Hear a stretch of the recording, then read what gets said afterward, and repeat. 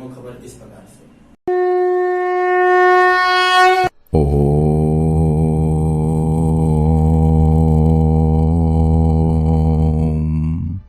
ओम जमदग्नाय विद्महे महावीराय धीमहि तन्नो परशुरामा प्रचोदयात्।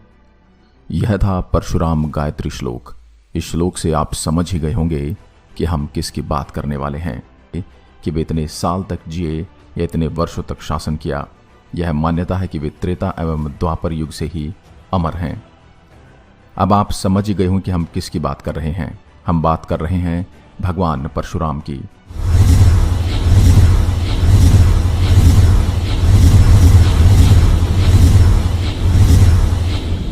जो कि आज भी जीवित हैं। परशुराम जी का उल्लेख रामायण, महाभारत, भागवत पुराण और काल्की पुराण में मिलता है। भगवान परशुराम के भारत में कई जगहों पर मंदिर हैं। परशुराम मंदिर आंध्र प्रदेश, उत्तर प्रदेश, जम्मू और कश्मीर, राजस्थान, महाराष्ट्र, हिमाचल प्रदेश और मध्य प्रदेश के इंदौर स्थित जनपव हिल पर, जिस जगह को उनका जन्म स्थल भी माना गया है। सबसे पहले जानते हैं उनका जन्म कैसे हुआ। उनके जन्म से संबंधित अलग अलग कथा प्रचलित हैं। प्राचीन काल में कन्नौज में गाधी नाम के एक राजा राज्य करते थे। उनकी सत्यवती नाम की एक अत्यंत रूपवती कन्या थी। राजा गाधी ने सत्यवती का विवाह भृगुनंदन ऋषि के साथ किया।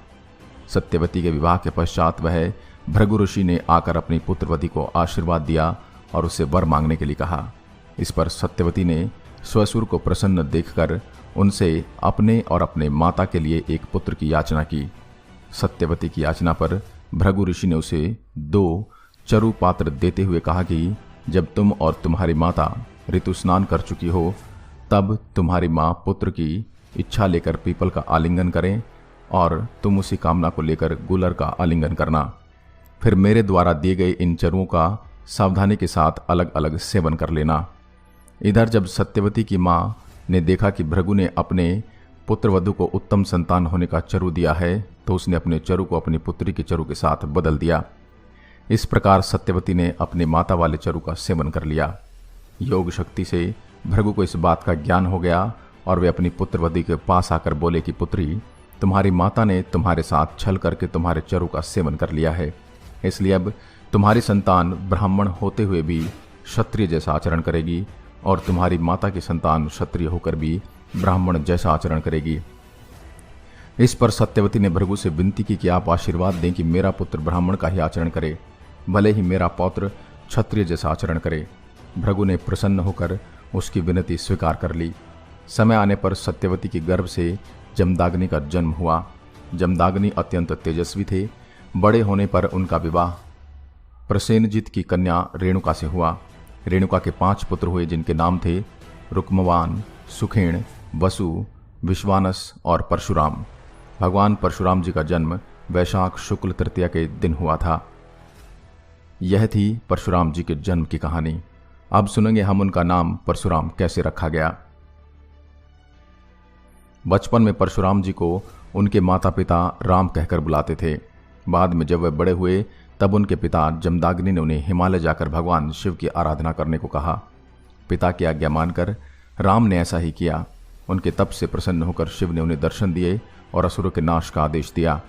राम ने अपना पराक्रम दिखाया और असुरों का नाश हो गया। राम के इस पराक्रम को देखकर भगवान शिव ने उन्हें परशु नाम का एक शस्त्र दिया, इसलिए वह राम से परशुराम हो गए। दोस्तों, अब देखते हैं कि परशुराम ने क्यों अपनी ही माता का सिर काटा।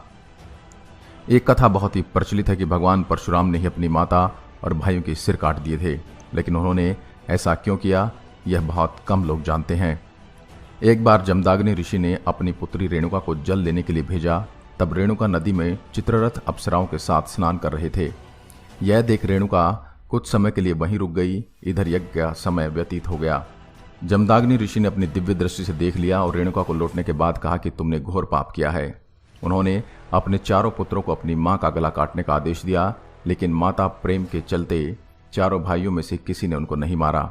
उतने में ही परशुराम जी वहां आए और उनको अपने पिताजी जमदाग्नि ने अपनी माता और चारों भाइयों का सर काटने का आदेश दिया। भगवान परशुराम ने अपने पिता के आदेश के मुताबिक अपनी माता और भाइयों के सिर काट दिए। परशुराम जी ने प्रसन्न होकर उनके पिताजी ने उनसे वरदान मांगने को कहा।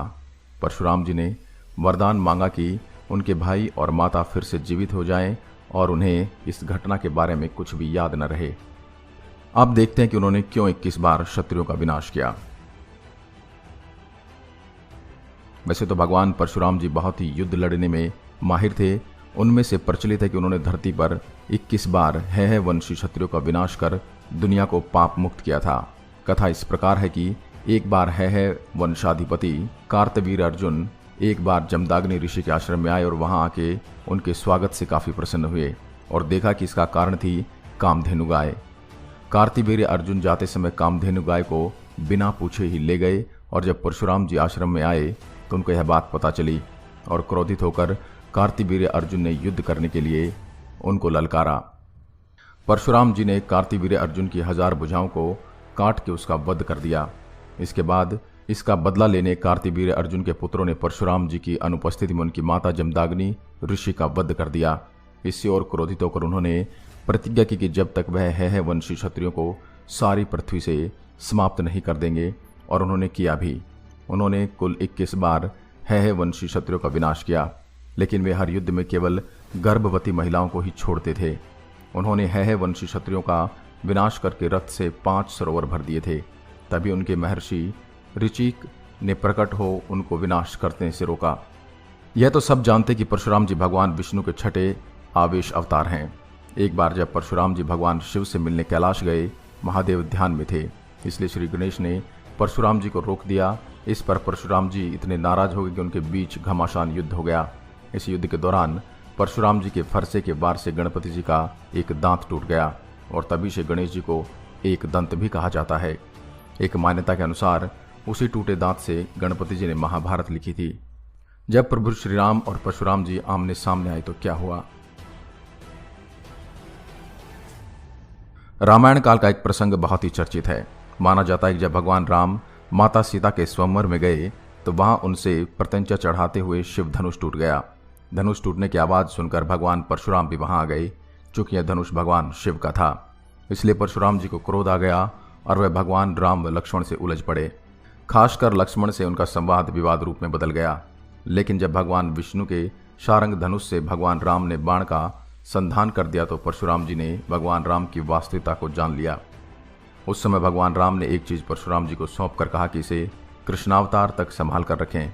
भगवान राम ने परशुराम जी को अपना सुदर्शन चक्र सौंपा था। कृष्ण अवतार के समय जब भगवान श्री कृष्ण ने गुरु संदीपनी के यहाँ शिक्षा ग्रहण की, तब परशुराम जी ने आकर श्री कृष्ण को सुदर्शन चक्र सौंपा था। यह भी कहा जाता है कि महाभारत के प्रसिद्ध पात्रों भीष्म, गुरु द्रोण और कर्ण को भगवान परशुराम जी ने ही शस्त्र विद्या सिखाई थी। जब परशुराम जी अपने जीवन भर की कमाई ब्राह्मणों को दान कर रहे थे, तब द्रोणाचार्य उनके पास पहुंचे। तब तक वे सब कुछ दान कर चुके थे। तब परशुराम ने दया भाव से द्रोणाचार्य से कोई भी अस्त्र शस्त्र चुनने के लिए कहा।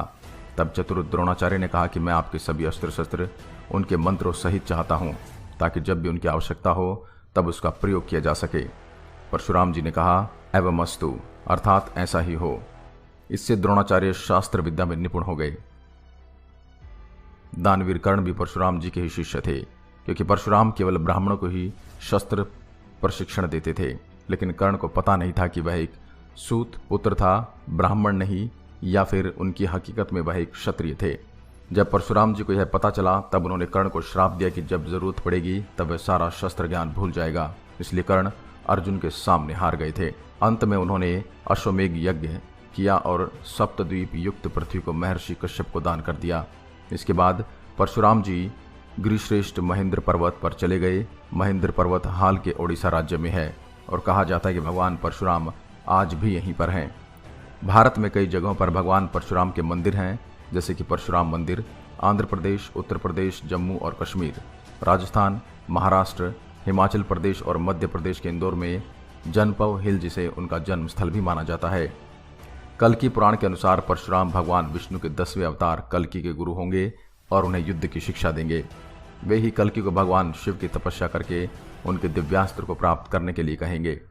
तो यह रोचक जानकारी थी भगवान परशुराम के बारे में। अब दीजिए इजाजत, अजय न्यूज में आप बने रहें।